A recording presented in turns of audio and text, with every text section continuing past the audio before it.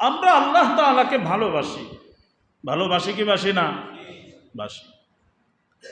আল্লাহ তাআলার বিধান, আল্লাহ তাআলার আহকামকে আমরা ভালোবাসি।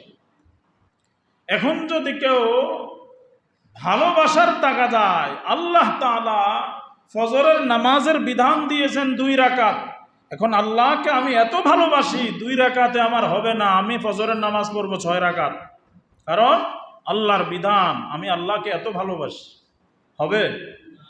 কারণ 2 রাকাত ফজরের সালাত নামাজ, এটা কে নির্ধারণ করে দিয়েছেন?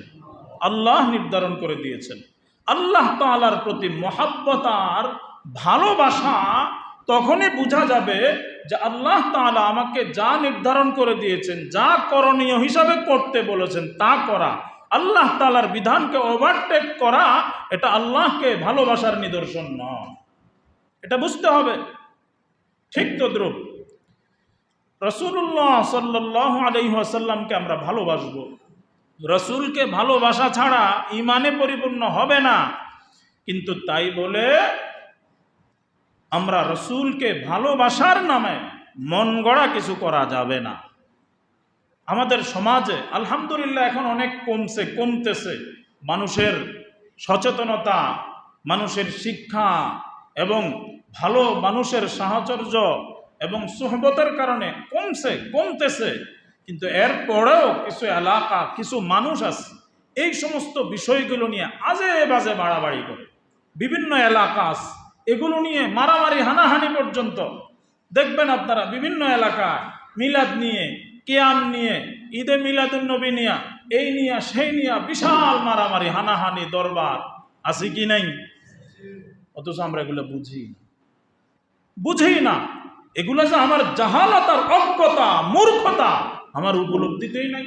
আমি মনে করি মিলাদ কিয়াম করতে পারলেই আমি রাসূলের আশিক হয়ে গেলাম, তাই না?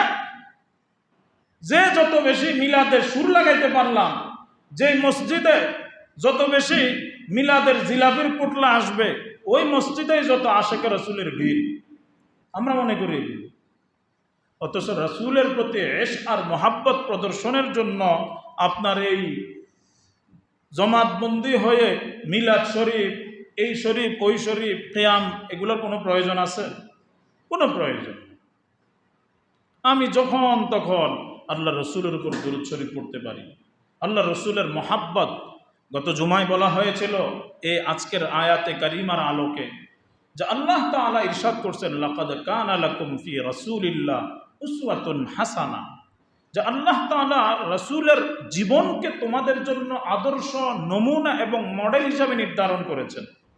রাসূলের প্রতি মহাব্বত, রাসূলের প্রতি ইশক আর প্রেম, এটা প্রতীয়মান হবে, প্রমাণ হবে আমার এবং আপনার মধ্যে রাসূলের আদর্শ কতটুকু আসছে, রাসূলের আদর্শ মোতাবেক আমি কতটুকু চলি, আমল করি, এটাই হলো আমি রাসূলের কতটুকু আশিক তার প্রমাণ। কুরআনুল কারীম তাই বলে, লাকাদ কানা লাকুম ফি রাসূলিল্লাহ উসওয়াতুন হাসানা, তোমাদের জন্য সর্বোত্তম আদর্শ হলো রাসূলের জীবন।